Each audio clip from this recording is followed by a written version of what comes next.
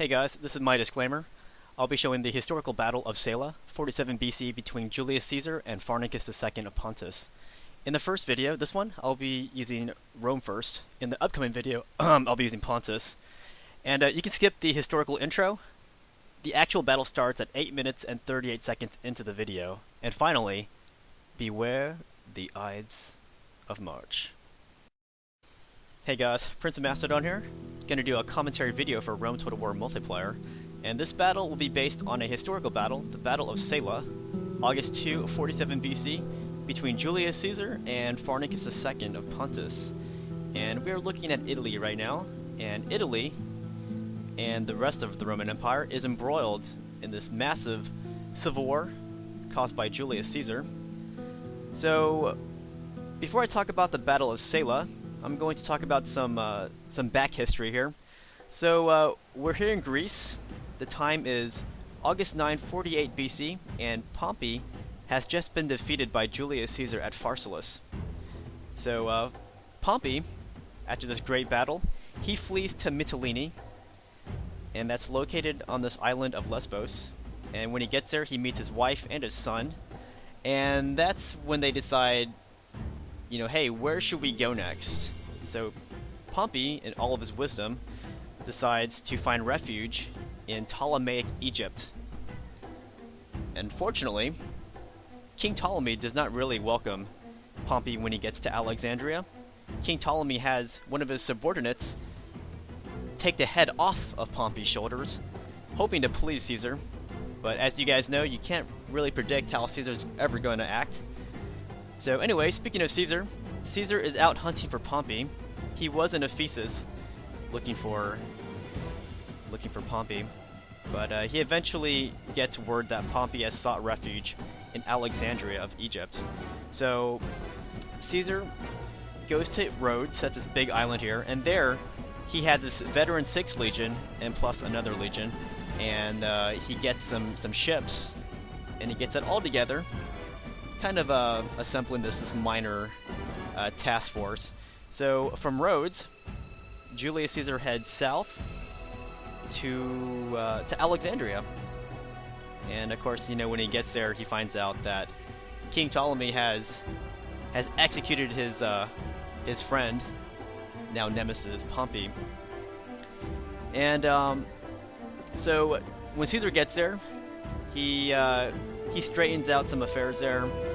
He intervenes in this big civil war between Cleopatra and King Ptolemy, and eventually he puts Cleopatra on the throne.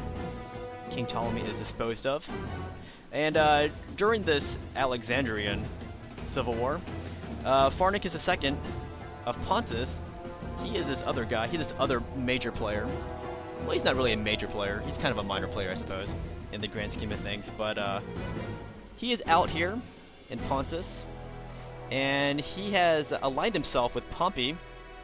And because of this alliance, Pompey considers him a friend, and he also gives Pharnaces II the kingdom of Bosporus. So Pharnaces, he sees that there's this big Roman civil war, so he's going to take advantage of this ruckus, and he's going to expand his kingdom by threatening Armenia and Cappadocia. So while he was doing this, this was around the time of the Battle of Pharsalus, so Caesar had already sent his subordinate Calvinus to meet with Pharnaces, hoping that this guy would stop. So Pharnaces meets with Calvinus, and he keeps trying to delay Calvinus with all these different types of diplomatic tactics. Eventually, they meet on the battlefield of Nicopolis in December 48 BC, and unfortunately for Calvinus, Pharnaces was victorious, and a large reason to blame was the lack of experience of Calvinus' troops. And you have to keep in mind that a lot of these troops were raised by Pompeians, whatever.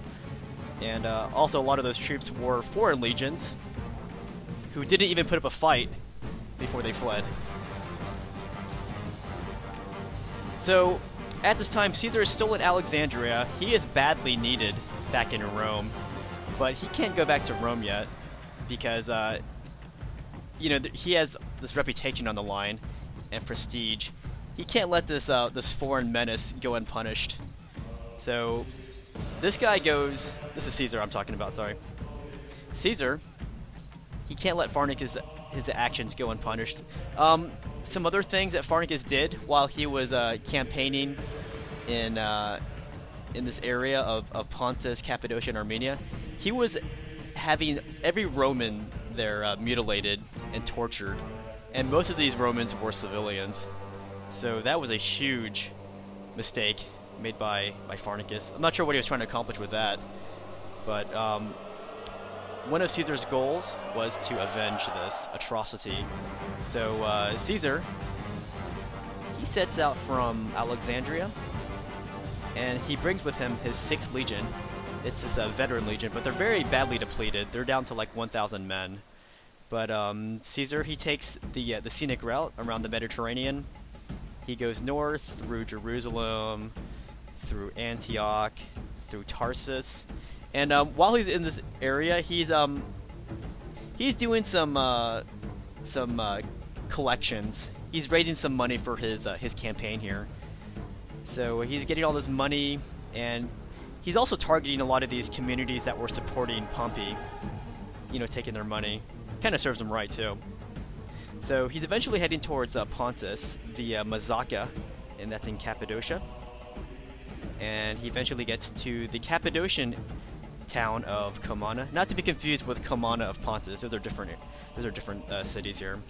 So when Caesar gets to Comana, he meets with Dietaurus, and Dietaurus had originally sided with Pompey, but Caesar forgives him. But he makes Dietaurus send him some cav and some legionary support. These are guys who previously lost to Pharnaces at Nicopolis. So these aren't the best of troops, but you know, it's better than nothing. So Caesar's collecting troops for his campaign against Pharnaces. It's a very small task force, kind of like what Lucullus brought with him against Tigranes the Great.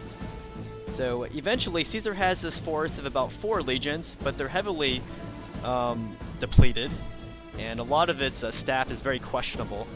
So Pharnaces, he gets wind that Caesar is already knocking on his door here, on his doorstep. So he's kind of terrified of how fast Caesar got there, and so he's sending all these envoys, all these diplomatic gestures to Caesar, telling Caesar, "Hey, can I please keep these possessions that I conquered, and just keep in mind that I, Pharnaces, you know, never sent aid to Pompey." So he's basically trying to delay Caesar, but Caesar pretty much shot down all these arguments. He told these envoys of Pharnaces, "You know, don't forget that you mutilated and tortured the bodies of all these Romans. I'm not going to forgive you guys." So Caesar, he keeps marching forth, and that's where he meets Pharnaces at Zela on August 2, 47 BC.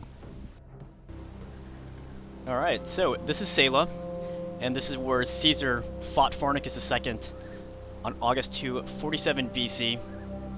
And you're going to see that this is the same map layout that I used for my Tigranes battle. And unfortunately, I could not find another map that gave the attacking side the starting position on top of this hill. And in my eyes, the hill was a huge distinguishing feature of this battlefield. So I had to recycle this.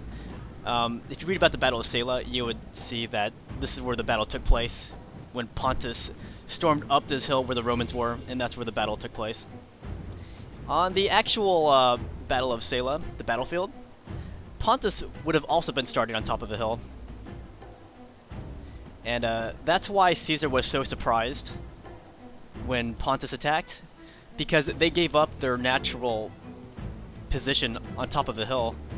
They surrendered that position, charged downhill, and charged back uphill against the Romans. So it made no sense from a tactical viewpoint.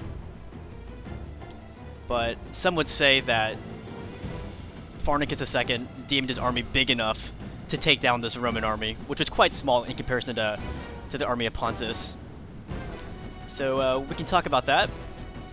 Caesar's army was pretty small compared to the army of Pontus.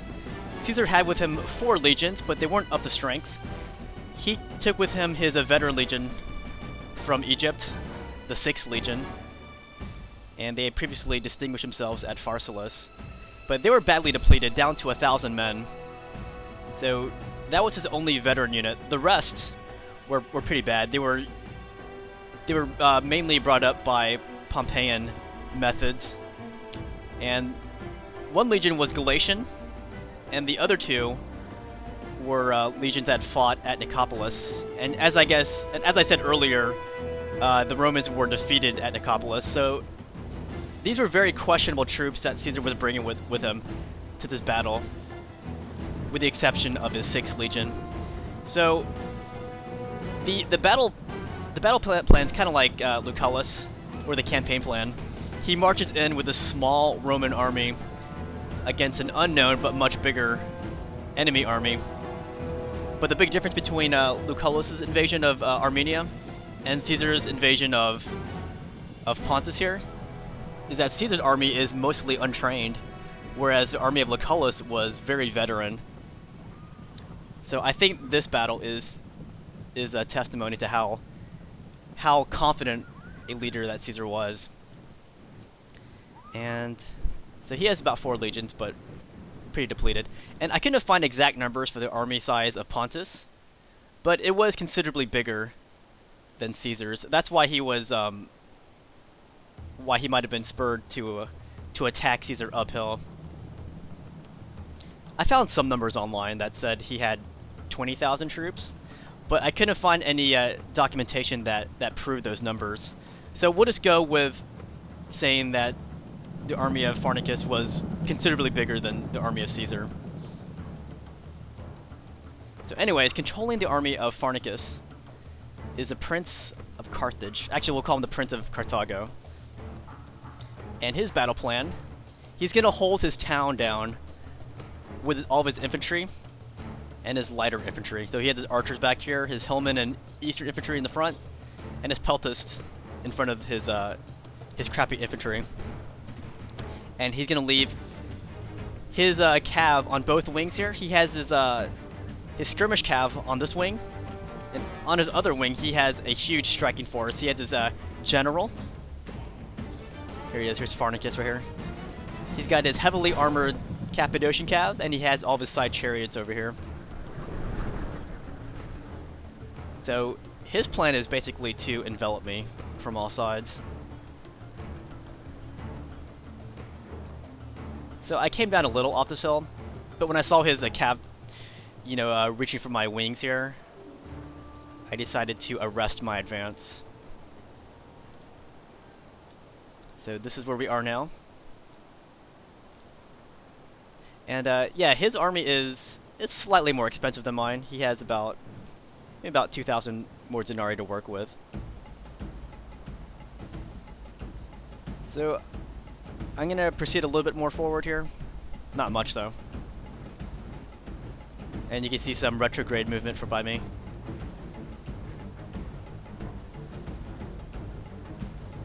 And they step forward again. So Simon says, move a little bit. Some auxiliaries. Yeah, so Caesar, he brought this really a motley crew of troops with him. But he could not return back to Rome without settling this question of Pharnaces. And it was kind of an urgent matter for him, because there was word that his subordinates in Italy were misbehaving. They were being naughty, so he had to get back there. Anyways, there's some cav movement on this side. They're forming over there. So when I see that, I decide to bring my infantry back.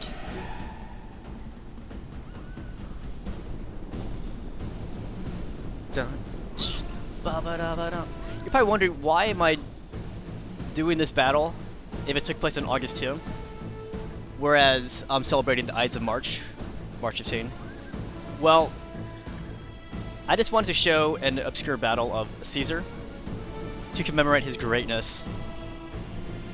And I'm not going to celebrate the death of Caesar, I'm going to celebrate his life. So anyways, I see his cav reaching for both of my, reaching from both wings here. I have a fear that he's going to take that hill, and then he's going to surround me at the foot of this hill between his infantry and his cav. So I'm going to come back up here. And it looked like he wanted to start an engagement, and if he's going to start an engagement with me, I wanted a better footing on this hill here. And look at that, look how far his cav ran, look at that. They are now winded from all that running. He went way out there. But yeah, this is just his skirmishing cav. Two of them are heavy, and another's light.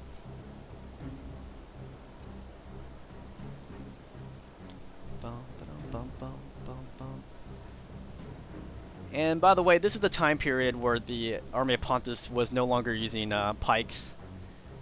The phalanx had pretty much gone out of fashion already, for the most part.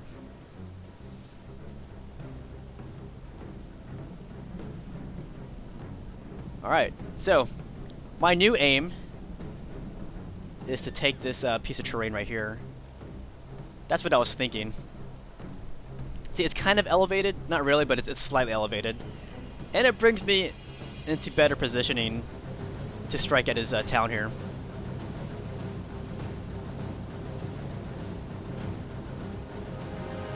But I'm going to regroup first. And you can see now we have returned to our starting positions here. And that's part of battle, the maneuvering.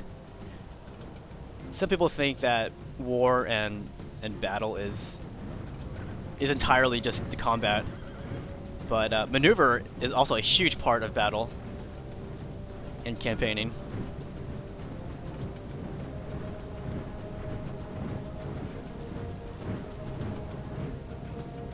But yeah, that's my new plan. See that?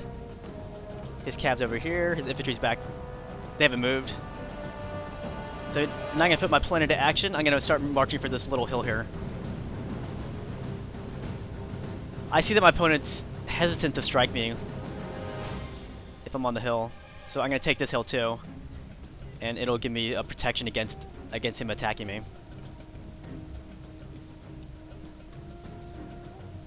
So I'm gonna march this way.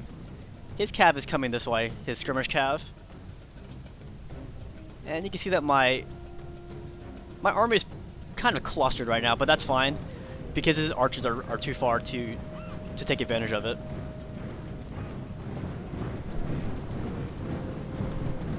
That guy almost fell. Is that auxiliary?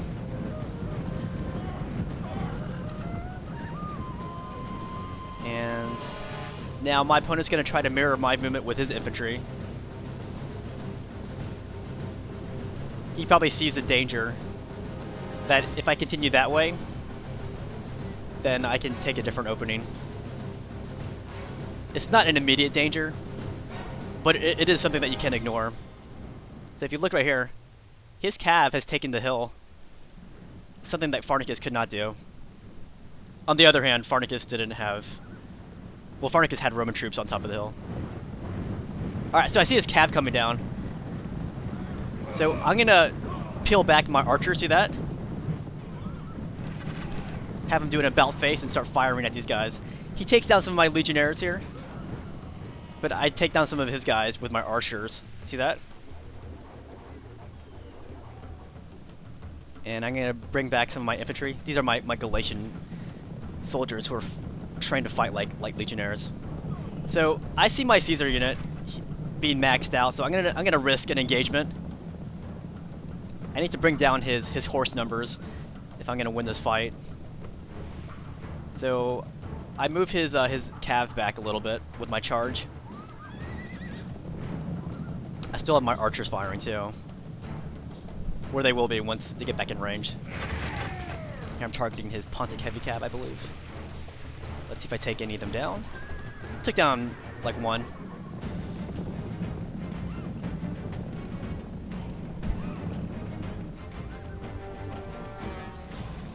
And I'm using my legionnaires on the front lines to absorb the javelins. Alright, so now I'm going to risk an engagement here. I know I'm outnumbered, but my Caesar unit's maxed out. So I'm gonna risk it. I'm not taking any losses with Caesar. If you look on the top, see my Roman cav? They're taking heavy losses just from the javelins. So Caesar's doing pretty well. He loses 1 horse. But my Roman cav up here, they're getting mauled. That's not good. They're down to 6 horses now. So I see the loss of my Roman cav, and I'm going to scoot the heck out of there with Caesar. He's now down to 20 horses. I'm going to use my Galatian legionnaires to cover the retreat of Caesar. So it looks like my opponent won the first round of skirmishing there. So he sees that my legionnaires are turned around and they're in loose formation. So he's gonna risk a charge that could rout my legionnaires. But my legionnaires hold their ground, and Caesar comes back and he counterattacks these skirmish cav units of Pontus. So I think they underestimated Caesar's resolve here. My legionnaires do hold their ground. I would too if I had Caesar breathing down my neck. And I had my archers still firing. That was probably a mistake. I was probably shooting my own guys, but whatever. His horses do get away, so they will come back from routing when they get to the town square. I believe his light cav stops routing like really soon.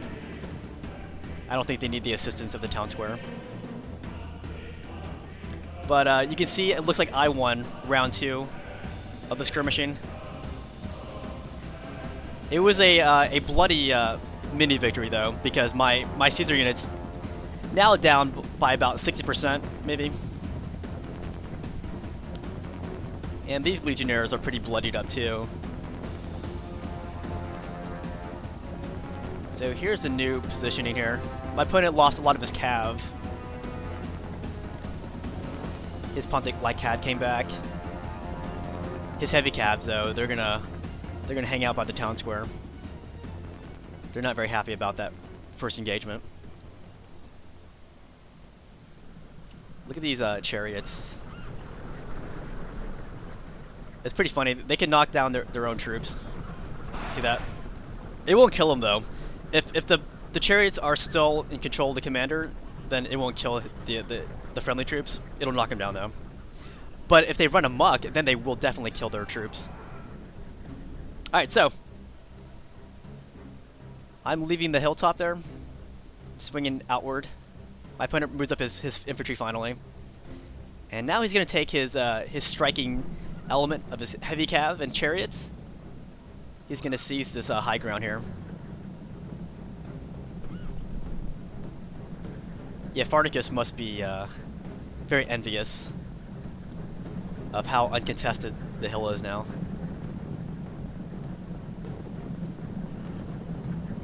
And so my opponent, Prince of Carthage, he's bringing back his Pontic heavy cav, but you can see they're exhausted, and they had previously routed, so not a very good decision here to move them forward. I would have left it back at the town square, let them rest a little bit, and maybe harass me later on with those troops. But right now, he's in range of my archers. But reason why I'm not using my archers is because I want to encourage his chariots to come down in range of my archers so I can use my flaming missiles on them to run them amok, hopefully. So here comes this heavy Pontic cav.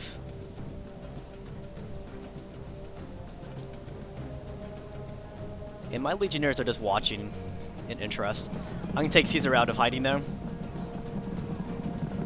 And unfortunately for me, his guys rout immediately just by Caesar looking at them. The problem with that is that I didn't cause any casualties to these units, so they're going to come right back from routing, and it'll be the same situation. But hey, it's I guess it's a spoiling attack, I suppose, by me. Keeping them out of action for the moment. And here comes this Pontic Lycav. I defeated them earlier in the second skirmish of this battle. But I'm going to bring up my infantry, though. I want to start this fight. And that's going to force him to move his chariots.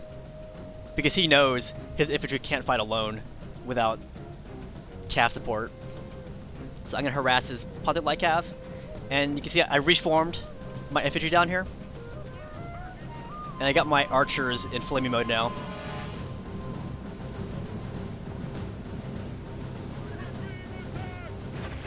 Flaming mode, go! So now his chariots are in range of my archers, and a lucky shot by me. I believe with the second round of archer fire, I causes dudes to run amok. Very lucky by me. He still has another chariot unit back there though. And his chariots probably should have stopped moving. But alas, they are here. And I will rout them. His other cav bugged out of there though when he saw what was happening with his chariots.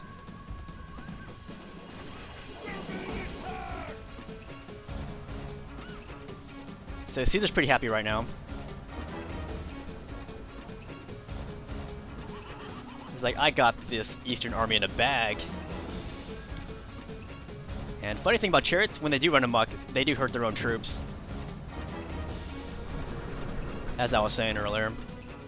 Watch his chaos here. It's gonna mow down his own troops. Look at that. Some of them get back. Some of them stay down though. I'd stay down. Caught between Caesar and his own chariots. Look at that, he just mowed his own guys down. That is chaotic. Look at that. Yeah, a lot of them do get back up, but a lot of them don't get back up either.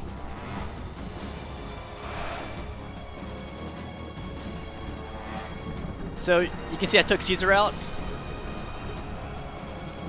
I'm going to cause even more chaos in the ranks of Pontus here. I'm going to start the infantry fight. See that? And you can see my Caesar unit is darting towards the town square. So I'm going to start throwing my peel at these guys. Here comes the heavy cav of Pontus. He sees what Caesar's doing. I'm running for that town square. Those chariots will attack me though. Look at this. It's pretty destructive too. But let's show you what I'm doing with Caesar. I see that he only has minimal power in the town square, so I'm just going to charge into them. This is his Pontic cav that I routed earlier. So I'm basically multiplying my opponent's problems here. Because now he has to send his cav back, or his infantry, to save his town square. He has 3 minutes to do it. And meanwhile, his chariots are still destroying his own men. Look at that. Look at that chaos. That was done by his own chariots there. That was not me at all. So there's his Eastern General. His Eastern General hasn't taken any casualties yet. There's Cappadocians too. So he is bringing back a unit of Hillmen and his Eastern General. And I'm going to start the infantry fight now, because I know the cav won't be able to help. So I don't want to lose my general here. That would be bad. So I'm going to take Caesar out before he gets trapped between his cav and his hillmen. Let's get out of here. But I've already caused a lot of chaos in the ranks of Pontus. So let's take Caesar out. And now I'm going to race back here. Oh, look at that. His Cappadocians got mauled by his chariots. Look at that. Jeez. So Caesar's going to knock down as many Pontic troops as possible while he can before they come back from routing. He's going to strike from behind. The Cappadocians return when he sees that the town square is no longer in danger. It's too late though, my infantry has already mauled his. I would say most of the handiwork was done by his chariots though. Boom! And I will talk about the actual battle when the results come up here. So this guy brings his Eastern General in. I kill one unit here, and he's going to come back out. He's trying to cover the retreat of his soldiers there. And I got Caesar right there to help out. And I would say he's trying to assassinate Caesar almost.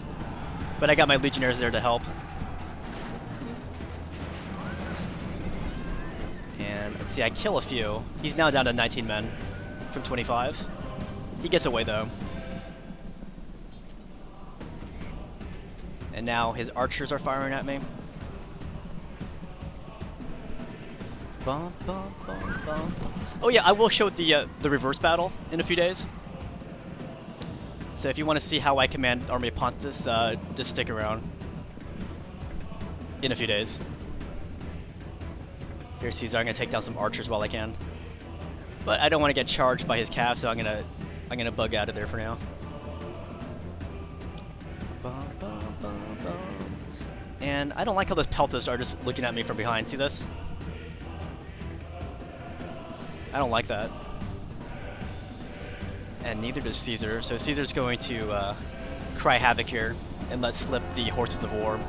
Boom!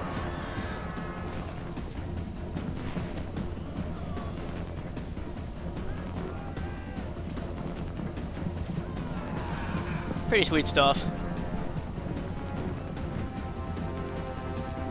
Bum, bum, bum. So he is trying to rattle my infantry, but it's not really going to stop my advance.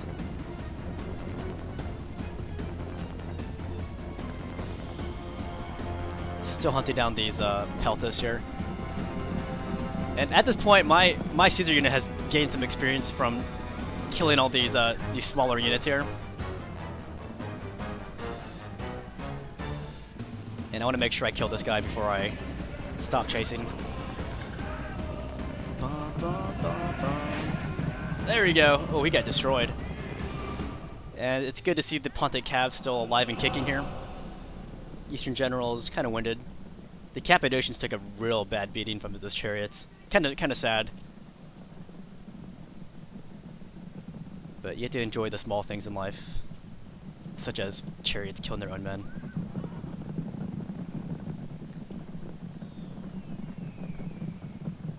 And I got my auxilia and some legionnaires trying to give chase to those those cav units of Pontus. And I don't really hope to catch them, but I will cause chaos and I will make them more tired. So while his cav's out there, I'm gonna bring my infantry. Here's an overhead of the situation. Here comes this cav again.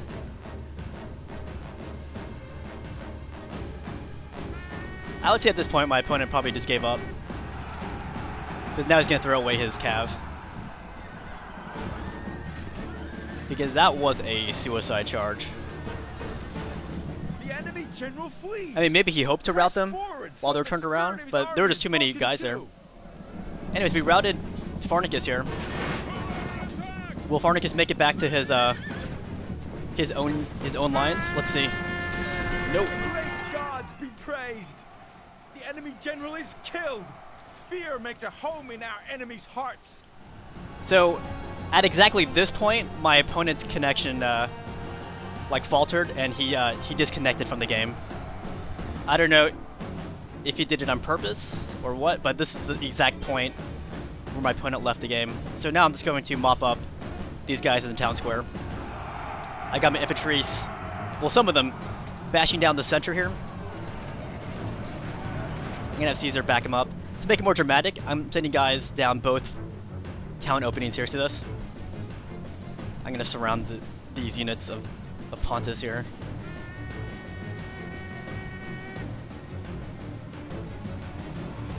Yeah, these guys don't stand a chance. I mean, they're gonna fight to the last man now because they are in the town square, but they don't stand a chance here. This is what legionnaires do best. Fighting like this up close and personal. So here come these guys. My auxiliary comes in first on this side, and Caesar comes in on this other side. There he is. He wants some of that action.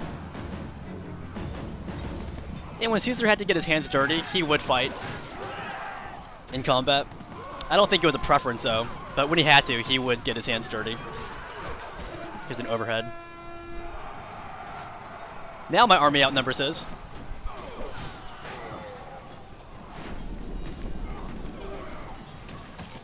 And that's pretty much all she wrote. This is a heroic victory, worthy of Roman arms.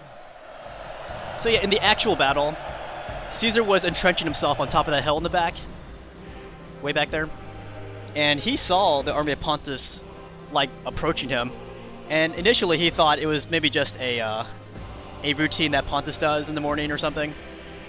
But when he saw them charging downhill from their own hill and charging uphill against the Romans, he was kind of laughing to himself, thinking, why would anyone give up their hill advantage? But at the same time, this caused chaos in the Roman ranks, but they really did not expect Pontus to be attacking them. So Caesar's men were entrenching on top of the hill, and these chariots came storming right up, and initially caused a lot of confusion. But eventually, his veteran 6th Legion, they reformed and they fought back this army of Pontus, and these guys were slaughtered, the Pontic army. And Pharnaces, he had to retreat all the way back home, and I believe it was killed by a rival when he got back to wherever he hung out. And Caesar finished up mopping up in the area, and it was a very lightning fast campaign. And that's when Caesar uttered the very famous Latin line, "Veni, vidi, vici." That means he came, he saw, he conquered. And he also made a very cutting remark at Pompey. He said, so, these are the kinds of armies that made Pompey, quote-unquote, great, fighting against these eastern armies. So he kind of mocked the achievements of Pompey and how he became known as Pompey the Great. And it's a shame that Caesar never got the fight in Parthia, because I don't think that's the same kind of eastern army that Caesar would have been mocking. That would have been a great fight, I think. But anyways, good game to the Prince of Carthage. I want to thank him for taking part in this historical battle on the Ides of March, commemorating the greatness of Julius Caesar. And have any of you figured out my name? V cubed. I'll let you guys figure it out. It's remotely funny.